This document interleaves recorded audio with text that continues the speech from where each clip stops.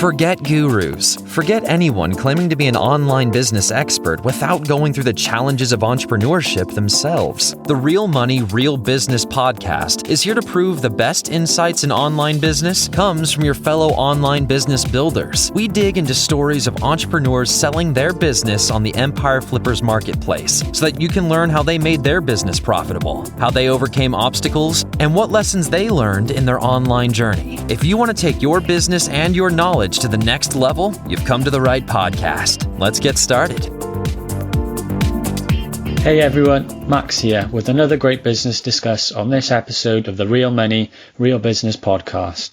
Today's guest is Killian, and he's selling his Amazon Associates and display advertising business on the Empire Flippers marketplace. So welcome to the show. How are you doing today, Killian? I'm doing great today. How are you doing? Yeah, really good. I'm looking forward to sort of talking more about your business, but before we do that, let me just give a brief summary for everyone. So it's an Amazon Associates and display advertising business in the technology niche, created in January 2020. The average monthly revenue for the business is $2,991 and makes an average of $2,802 per month in net profit. For everyone listening, you can visit empireflippers.com/marketplace and search for listing 50514 to learn more about the business. Included in the sale is the domain and all the site contents and files. So now that I've given sort of an overview of the business, Killian, would you mind telling us why online business was such an appealing idea to you? Yeah, sure. Basically, you can create your own workday. Like you don't have a boss or a working schedule, 9 to 5. You can basically work however you want. You can do more if you want to do more and like less if you want to take some time off. And that was very appealing for me. And how did you get started sort of creating online businesses? Basically, I started out together with my brother in 2017. We tried to build some news sites, but that didn't go very well. And later on in 2018, we pivoted to affiliate sites. And since then, we've built many projects. And how did you come up with the idea for this particular business? Basically, the tech niche is a pretty nice niche because we have usually higher priced items and there are always new products coming out. So you always have new content that you can write. Was the niche an area that you were interested in personally? Yeah. This was also a personal interest. And you talked about sort of working with your brother there. Is this kind of like a 50-50 thing? Is he happy for you to deal with the sale? Yeah, it's a 50-50. Everything we do together. And you mentioned previously that it's an Amazon Associates and display advertising. But could you talk a bit about how that works and how this business primarily makes money?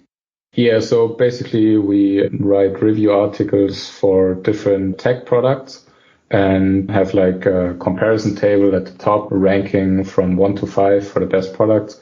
And if readers click on a link in the ranking, they will get sent to Amazon, and that's how we get a commission from Amazon.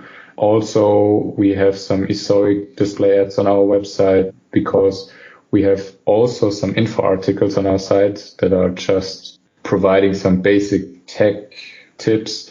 And the way we try to monetize it is through more display advertising. And why do you think people should choose this business model? What's so appealing about those two monetizations? I think in combination, it's a pretty good diversification.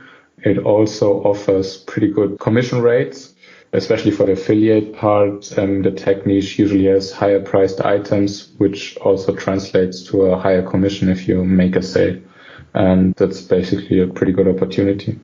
And how have you gone about creating this content? Is it something that you've written yourselves? Have you outsourced it? Yeah, we've basically written all our content ourselves. And are there any other employees, or is it just yourself and your brother? It's just the two of us. And can you sort of give us an idea of your work week? What kind of things do you do for this business to maintain it?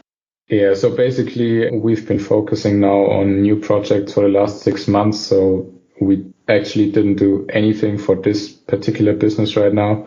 When we were focusing on that business, we were publishing maybe 1 article a day. So it was like 7 articles a week, sometimes more. And usually we spend a lot of time on backlink building via Haro, especially in the beginning, because we started out with a brand new site. And so basically since August, we haven't been doing anything. And where does the majority of your traffic come from for this site? Do you mean geographically or the channel like Google? We can go over both. So basically, geographically, most of our traffic comes from the US, UK, and Canada. Our smaller revenues are coming from European countries. And we get most of our traffic, I think 90% or something from Google and maybe 8 to 10% direct. Is there sort of anything that you've learned through doing this whole process that you might sort of apply to future businesses? Yeah, basically the long and good quality content is very good for the Google ranking. And if you were to keep the business, what are some of the ways that you might try to grow it further?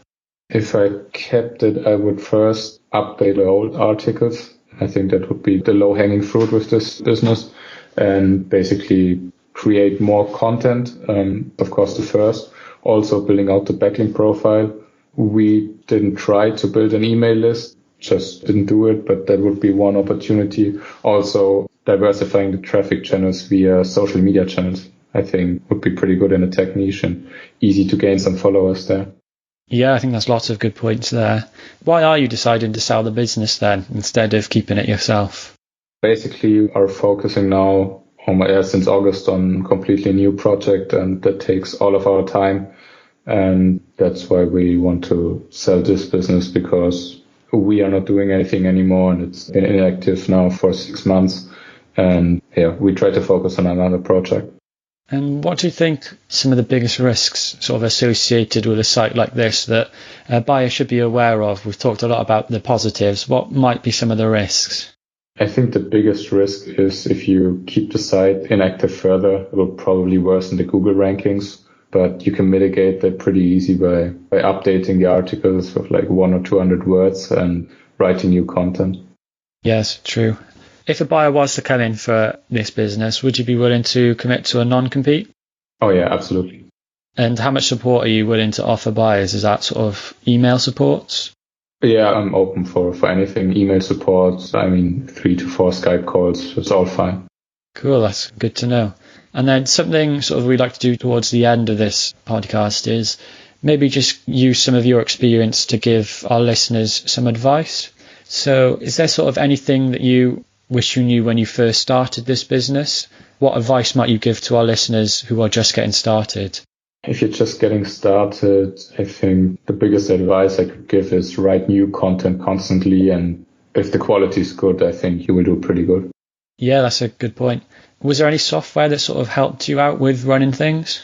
Basically, Ahrefs.com was like pretty good for keyword research and seeing what the competition does, and that helped a lot. Yeah, I think that's a pretty common one. And sort of really the last few questions from me, putting yourself in the shoes of a buyer, why do you think that your business is a business worth buying? The site has a lot of potential to grow. We built the site in a fairly short time, I would say.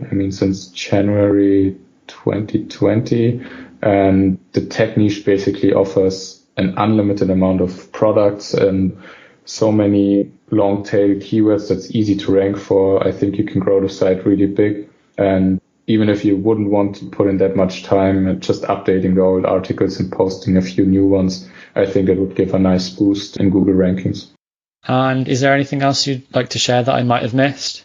Nothing that I could think of right now. Okay, well, that's great. Thank you very much for joining me today. Thank you very much. Okay, everyone, thank you for listening. To learn more and see if this listing has already been sold, head over to empireflippers.com/marketplace and search for listing 50514. If you're watching this on YouTube, click the link in description to go straight to the listing.